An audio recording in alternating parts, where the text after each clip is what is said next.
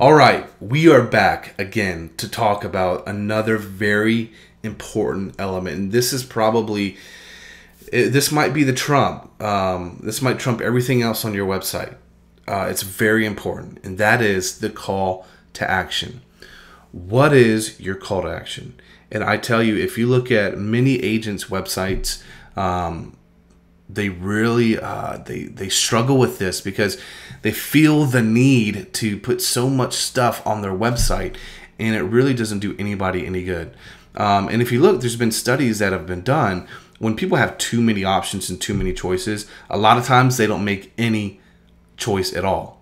They're just so overwhelmed. It's like if you think about it, when you go to a restaurant, and a restaurant that I love to go to is the Cheesecake Factory, but the menu at the Cheesecake Factory is so ridiculous, and it takes so long for me to make a decision. There's so many options and so many choices, as opposed to if I had 1, 2, or 3 options, I'd be like, okay, this is easy. I like a chicken sandwich, so I'll get a chicken sandwich. Instead of having 25 different chicken dishes, right? It's kind of the same idea with your website. So let's talk about paid traffic and the idea of generating leads from paid traffic. Google, AdWords, Bing, Facebook, whatever it is. You send somebody to your website, which might be richmondhomes.com, richmondcountyhomes.com, okay? They get to your site and they see tons of different options about, search local news, search local best hangouts, local best restaurants, this information about the school system and all this stuff. You're going to lose people because they don't know what to do. Okay, I get to this website. I see, I can check out the local, what's going on in the area. It's nice. It's cool, whatever. But your whole purpose for buying that traffic is to get leads. Okay? So if your whole purpose is to get leads, somebody who has the intent to purchase a home, okay, then your call to action needs to be a search box to where they can search listings, because we know that over 90% of searches start online, and that needs to be your website, okay? So the call to action needs to be a search box. They go in, they start typing in their information. But for them to actually search listings, they need to opt in. So here's the deal. I bet if you're sending paid traffic to your site and you don't have any call to action, or you just have a bunch of stuff on there, that your conversion, so either somebody picking up the phone or sending you an email, is going to be less than 1%. And this comes from data of just a research of people who send traffic to sites who do have multiple calls to action, multiple options for somebody to take. And a lot of times I see the numbers are less than 2%, with a call to action such as that. So you need to have one singular call to action. Now you can have multiple buttons. So let's say it might be search foreclosures. Okay, that might be a button on your site. Another button might be search new homes. Okay. And the idea is whatever that call to action is, it sends them right into the same funnel, which would be that search properties where they enter in their information, and then they have to opt in to actually see the results.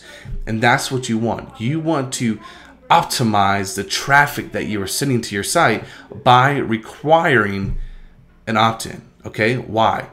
Because what you have to realize is those people are going to go to multiple websites. They're going to go to your competitors' websites.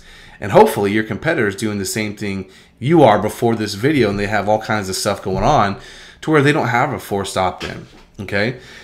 And so now that they opt into your form, now you can start sending them emails and building a relationship with them, and sending them, how-to videos and your video blogs and maybe links to your podcast, so they can see, man, this Chris, the Richmond County realtor is like the best. He's the best realtor ever. Okay. So the whole purpose of that call to action is to have them make a decision, because people like to be guided, I guess is the best way to say it.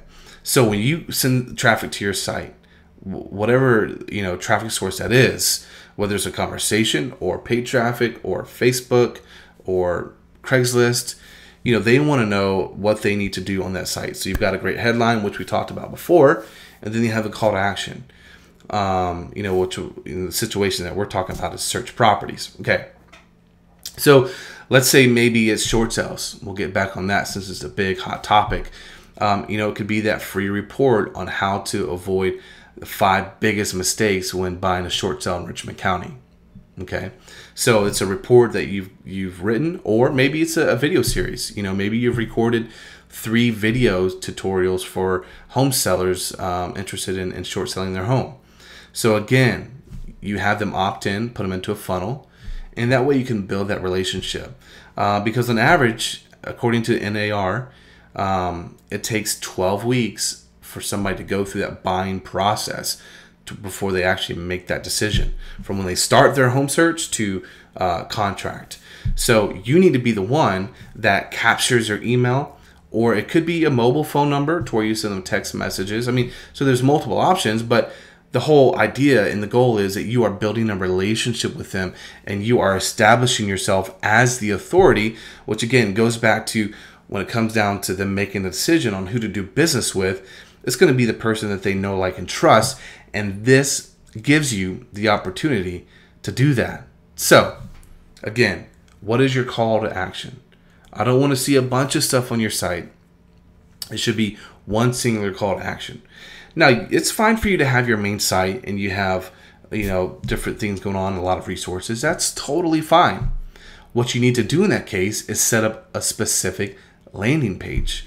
So let's say if you're trying to buy short sale traffic, or you go out door to door for new home buyer classes, okay? You don't want to just send them back to richmondcountyhomes.com. No, you want to send them back to richmondcountyhomes.com/ short sales or / buyer seminar, So again, specific to your target audience, okay? So hopefully this has helped you. Make sure that you implement this, and I think it'll be extremely valuable to your business going forward.